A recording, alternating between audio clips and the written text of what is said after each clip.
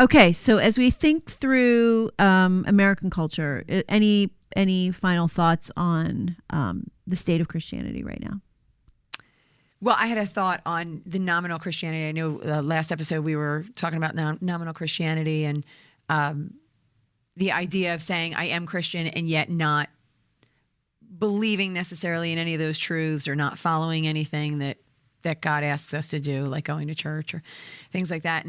And I'm saying that as so I came from atheism, and for me, and this is the big danger, I would say, in the nominal Christianity, is that there is to them a truth of heaven and hell, and to me there wasn't one. So I thought I wasn't going anywhere. I was getting eaten by worms, and so whatever, no big deal, right? But in a nominal Christian sense, they genuinely believe there's a heaven and hell, and so they believe that they're going to heaven. And for us as believers, there's a danger there because we would say they might not be, right? And so there's a fear that if you are, I'm going to use the term lazy, but I know there's a better term, and so please bear with me, my patience with me, that there's probably a better term, but if you're just so lackadaisical in your faith, there's a chance that you're not going where you believe that you're going to be. Yeah, like if you just that you're a Christian, that means you're going to heaven. Like I feel like there are that's what I was going to say. Yeah. That it's not I don't even know that it's lazy as much as it's people really who don't they don't understand what the faith is really Right. about, and they just adopted this label. Right. For whatever reason in their life, that label works, because certainly there are plenty of people, we're going to talk about other people who reject that label. Right. But for these people, they've adopted that label without, understanding what they're really saying. And I think as we dive into apologetics and talk about those things with people around us and with each other, that's a really common thing. And you alluded to it on an earlier episode. It was like, that doesn't stand up. That doesn't make sense. It's just not thinking deeply. And that's okay. Some people are happy in that state, but as we come across those people and God calls us into conversations with those people, we have to gently help them understand there's something deeper here for you to uncover. Journey with me into this thought because it's important. It's important. So that's a good. Would you say what would you say? Speaking of some people who embrace the label, some people who don't embrace the label, reject the label of Christianity. What would you say, or just comment on your opinion of the progression of competing ideas in our culture? Ideas that compete with Christianity. You said one earlier, which is relativism. That's a fancy word for people who don't believe in absolute truth. Maybe you can start with that. Like, what do you mean by absolute truth? Like, let's not be buzzwordy. So if we talk about relativism, how does that compete with Christianity, and how does it show up? Yeah. So I definitely think that it's really like that, like the phrase "your truth." Like you hear that like like if you go on your phone, like you will see that every single day, like 24/7. But I do think that is like a relatively like new phenomenon in our culture where it's like, whatever's true for you is true for you. It's not true for me. But that's like sometimes that's just like an opinion. Yeah. Like that's not like that's why I think it's so weird that like people use that term "your truth." Yeah, like because when people say like I'm speaking my truth. I say that all the time. Yeah, but it's just like I'm just gonna tell you funny. what I think. But it's just like it's like well, we've allowed that. They've become synonymous. Yes, now. we've allowed a slipperiness of becoming psychologically self-aware. Like that's the trajectory over the last 50 years. Like there weren't really psychiatrists and psychologists 100 years ago that we weren't really looking inside. And I mean, there were, but it was way less common. And so that trajectory, and that's what I want to talk about. Like, how did these ideas develop? And that trajectory has then slid into spiritual truth. So I can say, listen, Kathy's truth is her experience. Like I have a life that I lived, an experience that I had as a human, and that is my truth. That's valid. How I feel, I'm saying how I feel, and no one can really argue that. Those things are uniquely personal. Yeah, because there are things But that are this- relative. But Like, the truth, the outside of us truth, the objective truths, those aren't relative. And that's why they've become squished together. Yeah. and that's really dangerous because then it just leads into like, first of all, no one knows anything now, like for sure. Like they don't like, and it's just like in a world where you can't like be sure of anything, like then what do? You do whatever you want, pretty much. So then it's just like, and it's just kind of like sad too for me to like see people just kind of like, especially a lot of people like our age, like just like they're trying to grab at anything they can to like feel secure because they live in a world that is like so like flimsy. Like I don't like, because it's just like, Because there is nothing to anchor. Yeah. So they just like, they're just making up a billion things to Yeah. try to like hold on to something. And it's just, it makes me really sad to see it. Yeah.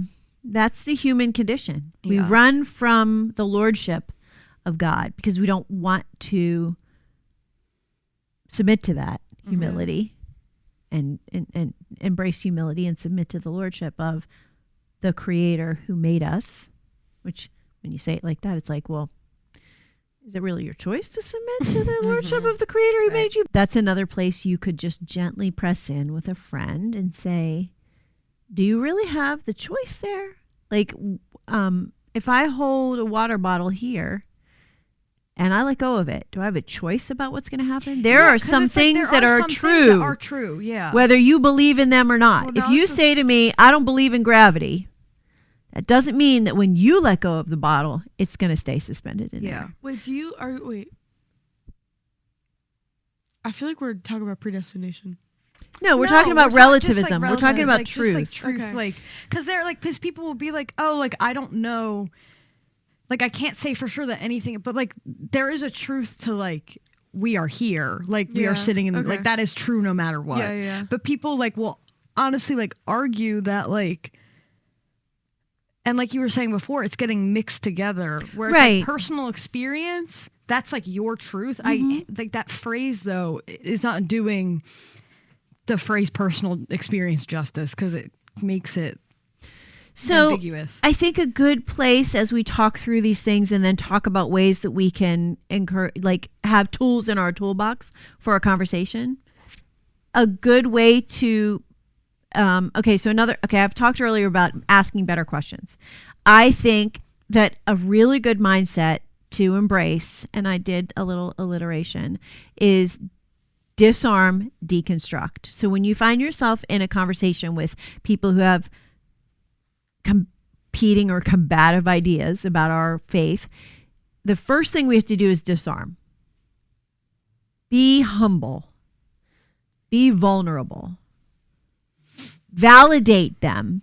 I felt that way too, or I used to think that way too, or disarm. And we can talk more about how you disarm people. But right now I want to talk about the deconstructing, which ties together with asking better questions. And so if you come upon someone who's like, well, this is your truth, you shouldn't judge my beliefs, I'm not going to judge your beliefs, like all beliefs are valid.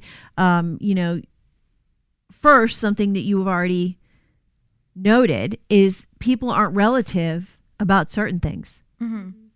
Like Paul Copan always says, he was a contributor and a friend. And he always says, people aren't relative about the capital of France. Yeah. That's not relative. Yeah. Everybody agrees. That's truth. So they, even people who say that and assert that, They don't really believe it because our world isn't relative. Yeah. Right. And also, Right. I feel like when we talked about this in like 7th grade history class, like you can't say there is no absolute truth because that's a truth. Yeah, it's Mhm. saying Yeah, that's true. yeah, It's yeah. a fallacy. So, but that's almost a little confrontational if you say, "But what you just said true?" But then they'll be like, Because it's that's not true for confrontational. you. That's confrontational. Yeah. That's confrontational too, because it's like you're going in for it. You're Yeah. going for the Yeah. jugular there. Yeah. But I think a You're right. gentler, more disarming question is, what is the truth about gravity? Or I don't believe in gravity. I don't believe in gravity. So you don't believe in Jesus. I just want you to know I don't believe in gravity. Just so we're transparent with each other. Right. I was saying, No, but like so you could say if I didn't believe. Okay, you're right. If I didn't believe, I don't believe in gravity. Drop. If I didn't believe in gravity, would that mean it's not true? So can I push back just a little bit on that, and a little bit on the humility talk that we went to? So there's there's a tangibility to gravity, that there's an intangibility to Christianity. Yeah, you're right. And I say that coming from an experience that for me it's extremely tangible because I pray and things happen, right? So for me, it's super tangible, but I know from an outsider looking in, it's intangible. You can't touch it, right? Like you can drop something and you can go, yep, that's exactly gravity, right? You can look at that place on the map and go, I traveled in that place in France. I know that place in France exists.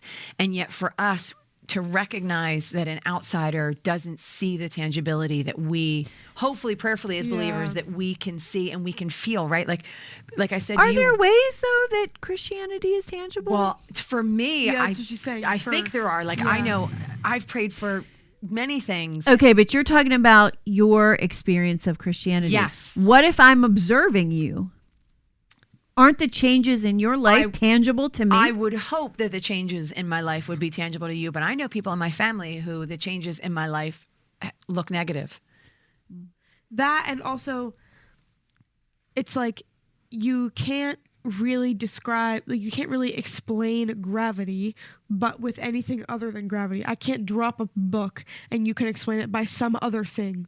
It's like, yeah, it's gravity, that's what happens, but you can explain life changes with a million other things, like so is that an appropriate place to come back to the resurrection and the minimal facts and the provability of that? Say, like there's that, and then that's why you can like bring it back to that.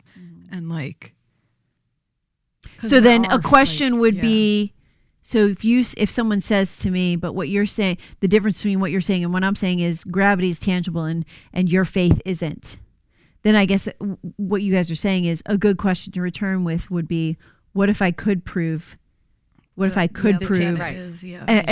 element, the most important element of the faith? What if I could prove it with evidentiary reasoning? Would that satisfy your thought on that? Yeah. So maybe that's a place to go. Do you have more you wanted to say about that? a good tie-in. I mean, that's what we're trying to do. We're trying to take what we've done so far in the series and be like, how does this hit the rubber on the road? What are some other ways we see relativism expressed in our culture?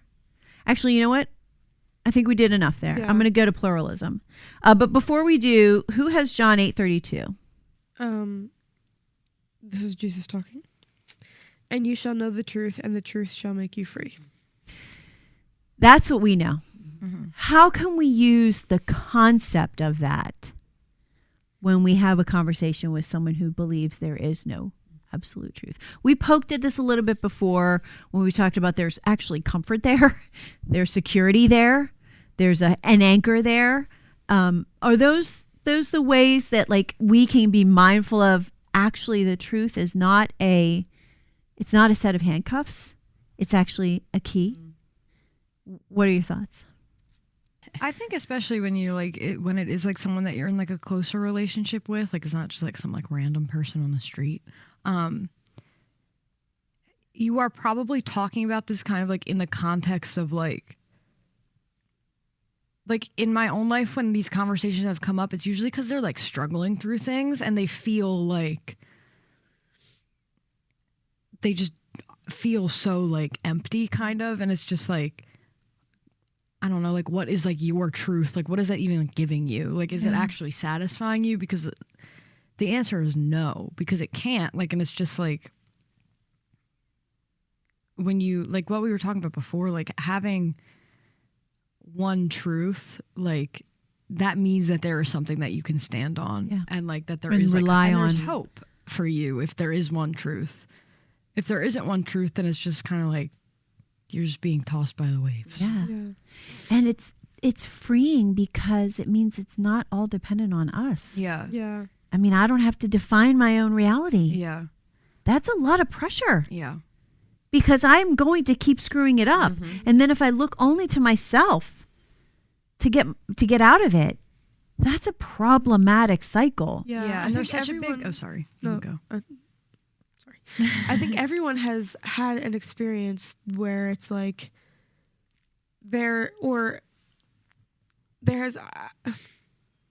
everyone has had an experience that's like, I have done everything I can, but I still can't fix this problem. Yeah.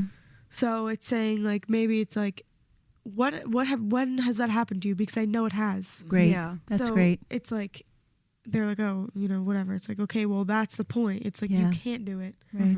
Like, That's good. that's the point. You can't That's a do it. good way to press in, a good Yeah. practical approach. Because I can't, I can't think of anybody who hasn't had that experience in Yeah. life. Like, Well, 'cause there's and a time people when might you come not to the admit end of to it, yourself. depending on Yeah. the Or even kind of realize, relationship you yeah. have. But that's why you have to stay in Yeah. relationship with them Yeah. and give them. That's why I said disarm, deconstruct, because a person has to be relationally disarmed to be honest with you about the Yeah, answer to that true. question. Yeah, 'cause that So is you a- have to disarm them first before Yeah. you deconstruct by saying, Yeah, and that's have you shared the experience that I've had? Is Yeah. this, can you relate to experiences that I have, which are, I just try and I can never quite do what I want to do. And yeah, and I think it's like that is like it that only will probably only work for a small group of people that because it's a grading question to be asked. It's Yeah. like, okay, Yeah, and that's why, like you're saying, like why like relationship is so important Yeah. to have that like Yeah.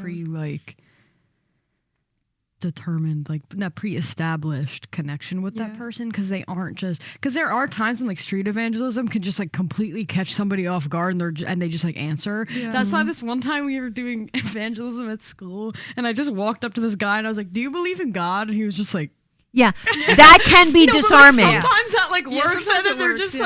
like, not really, Yeah. and then they just Yeah. like talk to you. Yeah. it is So, also like, true. Like sometimes you like. You kind of have to go to either. Sometimes you can be extreme. more honest with Yeah. a I was just stranger. about to say It that. has to be either extreme though. I feel like you have to like. It can't be somebody you kind of know. Yeah, it can't be someone Yeah. you kind of know where you Yeah. like ask them a deep question and then they kind of feel like insulted by it because like you aren't that close and it like can like kind of like mess with like the like dynamic of your relationship. Yeah. So when it's a complete stranger, it's also different. But when it's like you're right, it does kind of have to be either because it is. But in some way, we agree the person has to be disarmed. yeah, To be able to answer the question honestly and allow you to gently deconstruct. they kind of either have to be completely removed and caught off guard. Yeah, or like pretty deep. Their walls like, are down. Yep, Yeah. for- yep. And that's, by the way, again, that's up to Jesus. yeah. It's not up to us. But we do the work. We stay in relationship. We show love. We show humility. We make them feel safe. Yeah. Wherever we are in the relational journey. You can make someone feel safe in a first or second meeting. You can do that. That can happen. So it's just a mindset, a heart set, and it leads with humility and love. Okay, that's good. Let's talk about religious pluralism, which is basically we're all worshiping the same God. We're all going to the same place. Why do you think this idea is popular? I think that it plays into the relative truth thing, but not really. It's a little bit different because there still is like a truth that it is like everyone's going to the same place, but there's just like more than one way to get there. I think that it's popular because it doesn't hurt anybody's feelings. Yeah. Because easy. It is easy because It's like just go kinda- along to get yeah, along. It's like all roads lead to Rome. Like it's just like whatever. That's where it is partly like it's not like more like this doesn't make. I don't know if this is gonna make sense. It's not absolute relativism. Like it's not only relativism. Okay. Like it's like That's there is like a truth aspect to it, but it still has that like relative aspect. Yeah. Where it's like people can be like, You're right, you yeah. like whatever works for you Yeah. will still like as long as you try to be a good person. Yep. Yeah. But like So what you're saying is it's comfortable. yeah, it's comfortable. It Yeah. doesn't make anybody do anything they don't want to do. Yeah, I think it's reminding me of like I don't know if this makes sense or relevant to the conversation, but I'm thinking about like elementary steps in a chemical reaction. You can do it a bunch of ways and still get Yeah, the like same, there's like no, yeah, that's Yeah. like yeah, that makes sense. And it's Yeah. just like there's more than one way to get there. yeah. Yeah. But like When it comes to oh wait, but that goes back to what I was saying about the beginning. That's what different about Christianity though is that it demands that that's not true. It's Yep. saying like this is the only. Well, that was thing. what I was going to say. Yeah. What are the problems you see with this idea? Well, the fact that in the Bible it says that Jesus is the only way to. Yes. Right? Yes. Or are you To talking both about of you. cultural? But like culturally, I think that it still does like it kind of just goes back to the relative versus absolute argument where it's just like if they contradict, then how can both of them be true? That's exactly right. Remember, we talked about this actually shows a fundamental misunderstanding Yeah. of all the religions you're lumping together. Because Yeah. there are some religions that are more like Buddhism is not really like it's not like they're not like worshiping a god. It's just Yeah. like a way of living. So like Yeah. that is where you can be like It's yeah, compatible. I'm like a Buddhist. Like It's I'm compatible. a Buddhist and you can be whatever because like that's just like your path. But that's just like what I said. Like it's just like a way of life. It's not like as like much of like a religion, like where you're like worshiping a god. But like other like if you are like a Muslim, like, and you believe that you can't also believe that Jesus is God because that is Yeah. not part Right. of their belief. Right. system. We call Like, that conflicting truth claims. Yeah. That if you say we're all worshiping the same God and we're all going to the same place, it falls apart because all religions Mm-hmm. have conflicting truth claims. That's why they're not the same, same religion. religion. Yeah. Yeah. Yeah. And so if you break it down, what's a gentle, good question to say to somebody to help deconstruct that thinking? Keep thinking about it. One of the ones I said on a previous episode is, have you examined the fundamental truth claims of different religions and have you found any conflicts there? And if you have, what do you do with that? Yeah. How do you reconcile that with we're all going to the same place? It's all the same thing. Well, Yeah, it could because just can't it you could just just- be like that. Well, it doesn't matter if they believe different things Yeah. because like it's all the same. Yeah. Like Yeah. Like I it can't- doesn't matter if they inherently contradict because like it's just a different path. Yeah. I don't know. But can't you just be like, well, like maybe a question, it's kind of along the same lines as that. It's just like, okay, well, if you believe that every religion is leading to the same God and it's the same thing, how do you reconcile the fact that I'm telling you that Christianity says that Jesus is the only way to God? Yeah. You know? Yeah. Mm-hmm. Well, and what's their desire to want to believe that truth, right? Like that could help you a little bit with them personally. why does getting that to know them. like right? Why does that appeal to appealing you? Yeah, Yeah, why is that that was comforting? Yeah. Right. exact same word. Cool. Why is it appealing to you? Because Yeah. like, and that goes back to what we were saying before. Because it's just like it makes people happy Yeah, to be and able to it's say that like comfortable. everybody can like Yeah. Because I think inherently people understand there's differences. yeah. Right? Some But- don't. Some And I don't. would agree, some don't. Yeah. But I think that some, some of the more extreme religions, like Muslim versus Christianity versus even Judaism, right? Because either Jesus is the Messiah or he isn't the Messiah, Yeah. right? So there's some big ones that have very conflicting things, and I feel like there's some kind of basic for many. You're right, not for all. For many, that there is a difference, but maybe to them it just doesn't matter. So why Yeah. doesn't that matter? I think it's especially when you aren't like involved in a religion. It's only people that aren't religious that think Right, that. So, right. like it's Yeah, not yeah. like Because if you understand the workings of at least your religion, Right. you're then going to you know then that you that's know that not- it doesn't. Yeah. And that's like because people will say stuff to me about like because there are people that think that like they're like don't like Muslims and Christians and Jewish people all worship the same God. Like they just like say that, and I'm just like, but like ask the people in those religions, they all say no. Yeah. Like it's not like. So it is for people who aren't religious, and I think that they just want to like I said before, like Dismiss it. Everyone's Yeah. happy. They just like, want to Right. not people do whatever they really want at all put their costs. toe in that water. Yeah. Just Yeah. they're happier, comfortable Yeah. staying out of that Right. because it feels like conflict. Maybe Yeah. it feels scary in some way. Okay, that's good. The last bit I want to talk about on this particular episode is something you said a while ago, which is it's uncomfortable to tell people that they're wrong. Yeah. Before we go into what I know you were nailing when you said what you said, why is it uncomfortable to tell people they're wrong? maybe as like Christians, it's uncomfortable for us to do that because I just said this to Gianna the other day. Not at her, but like, I don't remember what we were talking about. But the verse that says, take the log out of your own eye before you take the whatever, splinter, whatever. And so it's like... You said that to your sister? Shocker. No, that's not. That's what I said. I'm saying like I wasn't saying like, hey, I wasn't telling her to. I was just like You were just You're talking. talking about it. something, Okay. yeah. Good. And that we were talking. I don't remember what we were talking about, but it's like I'm like, well, wait, is there a log? Because like I don't want to take the splinter if there's a log. Yeah, I think it's like the feeling like you don't want to be like a hypocrite. Exactly. But that's also like Paul, like in the context of that, like he's Yeah. saying, but then like if you, so it's like examine yourself, Yeah. but then it's also like, so if there isn't a log in that, it's more like in that area, Yeah. then like, Also, I think maybe it's possible to take them out at the same time. yeah, simultaneously, like, yeah, like it's While I'm taking my log out, let me help you with your splinter.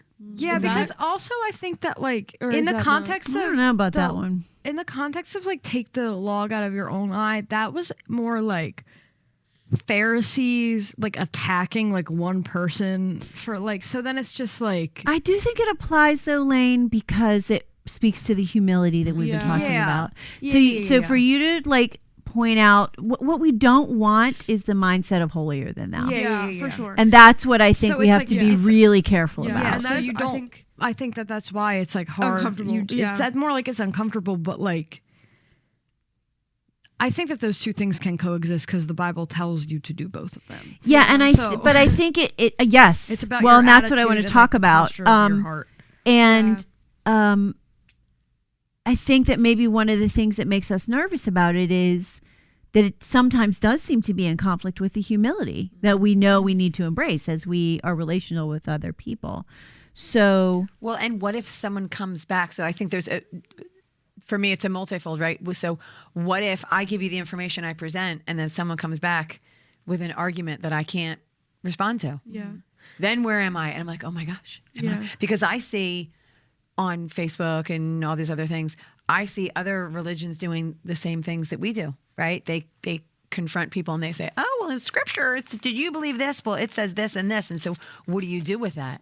And someone's like, oh, I didn't even know, right? So I can clearly say I don't know everything that's in here. And so it might leave me with some unanswered questions Yeah. that I have to confront in my own faith. Yeah. And so I think that sometimes there's a fear to that. Like I know my 3 points, but then after I get past my 3 points, I don't know what else to do. yeah, with you're it. a little out of your depth. Right. So So maybe I I don't guess, want to like- confront that. I guess the question is like, how do we go about like speaking the truth in love? That's Like, right. Like what is the right way to like Tell out- people the truth without alienating them. yes, and like and in a way where it's not like yes without alienating, but also without lifting yourself up, because it's hard to be like what you're doing is wrong. Right. Yep. 'Cause And I know what's right, and you're doing everything wrong. The Yeah. understood second part of that sentence is I'm right. Right. Yeah. Okay. We're going to talk about that on the next episode.